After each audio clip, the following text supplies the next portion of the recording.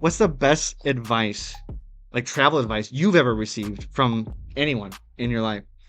Um, it sounds cheesy, but just have $100 on you, cash, US, That like that small sounds bills. that sounds legit. I every time I travel, I run into problems where you'll get cheated at like a passport or not passport, but like your SIM card, you'll get robbed of. But in my bag, not to means to steal my bag, but in my bag, I have a little bit of like up to $100 from every country I've ever been to. So if I go to a country, I just have some money to pull out. But always have That's some Jason Bourne type shit. I like it. yeah, like, I have like 30 different currencies in my bag, and it's like total value is probably like $400 or $500. Like, it's not a lot, but every time I land somewhere, I have money to get a taxi because if you pay with USD, any country, it doesn't matter if it's even loud, They'll take it. they'll up everything. That's a good answer. So, um, what's the most like unexpected aspect?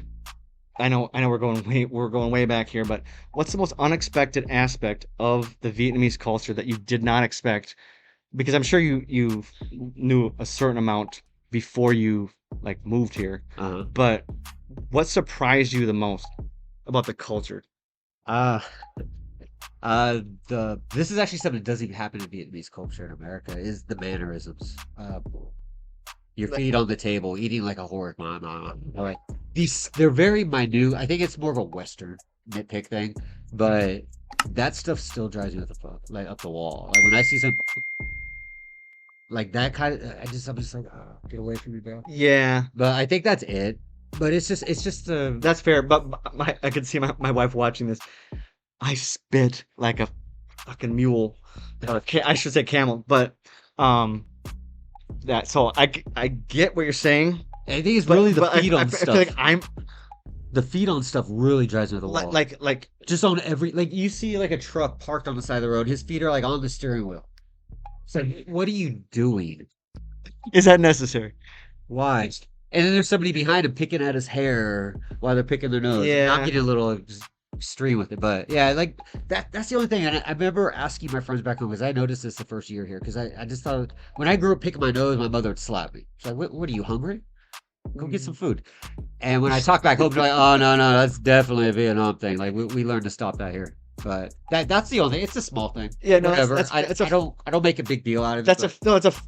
That's actually a fair answer. I can't get my wife out of my head when I spit, which I agree is not polite, it's not rude, but like I don't know, I could blame it on allergies, whatever. But like I'll honk a loogie, which is rude, but like I don't do it in any sort of, in my opinion, like rude sort of way. uh, But like just if I do it anywhere around her, she just like if you want to get a fucking fight started with her, that's the great way to do it. Especially around here. Like I can understand around here a little bit, but like if I'm just like, around the bushes. uh, But I think I've gotten better and I respect. I do find it interesting in Vietnam culture because there's a difference. In Vietnam culture, if you act like the culture, people get upset. If you know what I mean. Like if I start throwing trash everywhere and like just peeing on random stuff and spitting on everybody and picking my nose and yelling like "F you" in Vietnamese, like everyone's like, "Why don't you act like you do in America? Like, would you act this way in America?" Like I think that's just something you kind of get used to in Vietnam, which is fine. And I think the more country you get, though, like I lived in a small town called Lazi, and the stuff you see is insane. It's funny, but yeah, I think that's what got me is the mannerisms. Yeah, no, They're very minute, but when you have like a lot of people around you, just like it's kind of like disgusting. I that's guess. interesting. This is kind of like a different topic, but it's similar. I like how you said minute because I feel like the communication, which is, what I teach basically on my channel, which is Pro Teachar, please subscribe.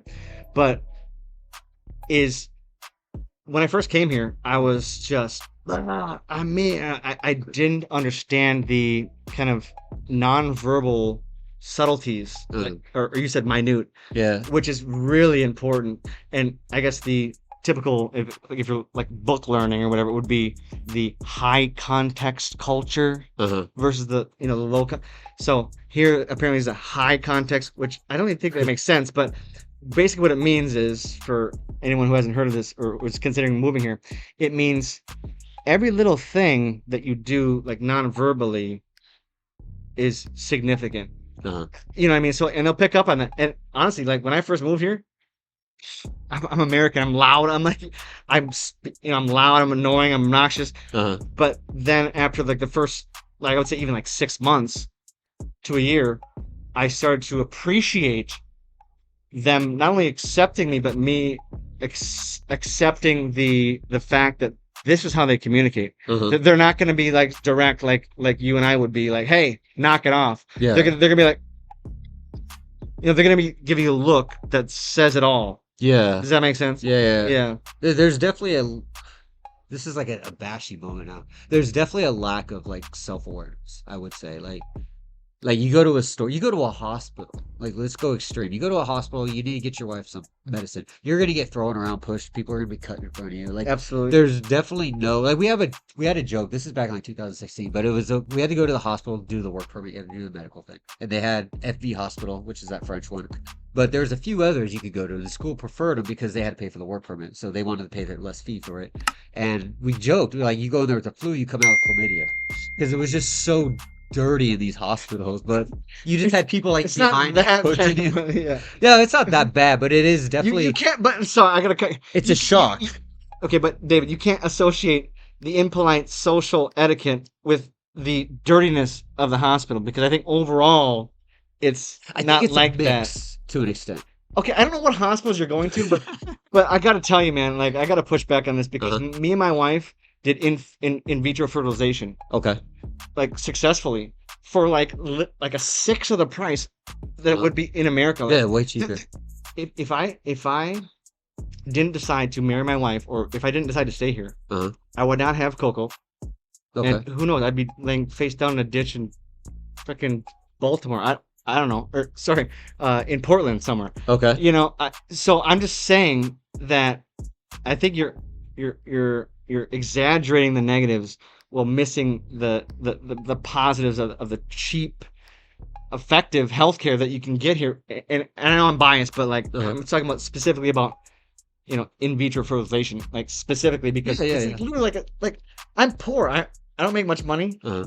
but I was able to scrounge up the money with my family to get the treatments. And our last fertilized egg, we got Coco. I mean, that's obviously just Yeah, I'm the not higher questioning power. the cheapness. Like Vietnam and Thailand are your spots to go for all this stuff. Definitely. My mother, during her cancer stages, I was getting medicine from Thailand and sending it back to her. Like definitely. I was just talking about the mannerisms. Like you go to a hospital, you're gonna get pushed around and yada yada yada. Obviously, you're not gonna walk out clean.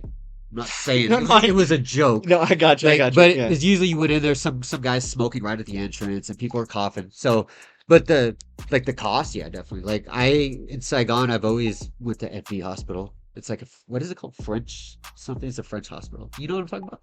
no idea. But It's in District I don't, 7, I I don't know about believe. It's a really good hospital. That's where I've got a lot of my work done. nice. But that's where the girls get the lips done. Oh, oh, It's very popular for that, should actually. we transition? I think we should. So that's a good segue, actually. So let's talk about the westernization of the what I used to call I guess the reason I moved here, which was like traditional women, family values. Uh, So do you feel like we're losing that here in Vietnam? And to your point, the lips, the the Botox, the fake shit, basically. yeah. Like is that becoming a problem, or is it like how do you see it? Like, and is it going to just get worse, or is it gonna like hit a bubble? What's your opinion on this, David? It's getting bad. It's going. I think it's getting worse by the day. I don't know if it's going to stop, but it's getting worse by the day because women are trying to outdo each other in this respect. And Thailand's a good way to look at what's happening. China is It's too. like a retrospect, so sorry to get you, but like No. Thailand, do you think is like a little bit ahead culturally? So I was out there a year and a half ago. I worked at this Christian school. It's like a private school out in Sriracha, very nice area. And it was literally, I felt like we were training bar girls. The whole time they had short skirts, the uniform, whatnot. What you would see in like an anime is what they actually wore. Where were you working? It was like a Christian school. It's called Pattaya. They were wearing this at a school? Yeah, it was a Christian school, so it was like It was a uniform thing. It was like to the knees. It wasn't like Okay. that. Okay. But you would walk by these classrooms, all female, mind you. You walk by these classrooms, they would be twerking and stuff on TikTok videos. Like 15, like if you, Like in class. yes. It is like during the break time. And it's just That's like, that's not a good look. it's like old people look at this stuff, like, and I see in Hanoi, at least I see this, where a lot of girls are starting to do this and like Highland coffees and stuff. They'll be in the corner just twerking and stuff. And it's just all just camera. Yeah, Right, dude, yeah. it's all camera. I have not seen. I've been in Saigon for a day and a half. I haven't seen one person off their phone here. It's insane. It's like they're driving and they're just like, it's insane to me. So is Yeah. it? I think it's a The addiction's definitely bad. Like, I mean obviously it's worse. I think it's worse in the US. But like yeah, yeah. my I guess my original question is like how much has it filtered to here? Is it like it's here, it's like they're done for, I or think there's it's some saving grace in terms of like can we because like I'm just thinking in terms of like people listening to this like thinking about moving here like they're trying to escape that, you know what I mean? yeah, yeah. So like can they still escape that and find a good quality woman that's young, that is hot, but not fucking slutty as shit doing these twerking and Yeah, yeah, yeah, yeah. I know you can, but I'm just saying like like Yeah, dude, I've always suggested when it comes to dating Vietnam, Vietnam is a very different way of dating. Take it slow. yeah. One thing about marrying in Vietnam, this is the same in China too. Like they're mirrored countries. When you marry the girl, you're marrying the family. They're all gonna. You probably Yeah. have your mother-in-law with you or something like that. This Oh, happens. oh yeah. Which is not a bad thing. Point case, but it's not a bad thing. But it is part of the deal. But wouldn't you say Typically. that's the same with the US So, though? no, man, we're Not, trying not, to get away from our families, bro. good point. But yeah. So not to the extent, not nearly to Yeah, the like extent. mom Yeah. lives down the road. She's not in my house 24/7. Yeah, it's very independent. Or yeah, But sorry, you sorry to can cut you off. you Yeah, can definitely find somebody. Yeah, just take it slow. Like yeah, don't go to Louisville to find your wife. I mean, you could probably find a bar girl and make her good, sure. But like I don't think there's a better spot. It's just you just have to be calm. Like the best relationship I ever had is when I first moved to Vietnam. We dated for like 2.5 years, 3 years almost. And I met her at a university library. I was just out there doing IT teaching, and we met there, and we didn't get serious for like 4 months, kind of a thing. Because my mindset was like, all these girls are just like they just sleep around. She probably has a body count of 600. so you assume that about her? Yeah, Was it true? no, not at all. Oh, that's But that's good again, though. So it's like in retrospect, it was actually a good thing that you assume that because maybe, yeah. you But I did. took my time in it all. I didn't try to get married like in an hour and a half, and Yeah, no, I think that's very nothing's. valuable advice. Yeah, Yeah, so take your time, I think. yeah, Especially, I mean, even in America, take your time. You don't know what you're really getting into until you like. I know in Vietnam it's hard to move in with a girl you're not married to because of the culture difference. yeah. But like in America, you do that so you understand who she is in every aspect. Because when you live with somebody, you see a whole different person, for better or worse. Case in point, I think that's another good topic we can touch on real quickly. Um, which is, do you think that you should live with the person first before getting married?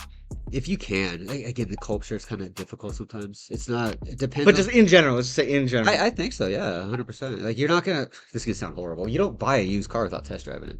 Well, that And I'm not. I was gonna say that, but I would refer that to sex though. That's sex. So Yeah, I mean, same question about sex. I would have the same answer, right?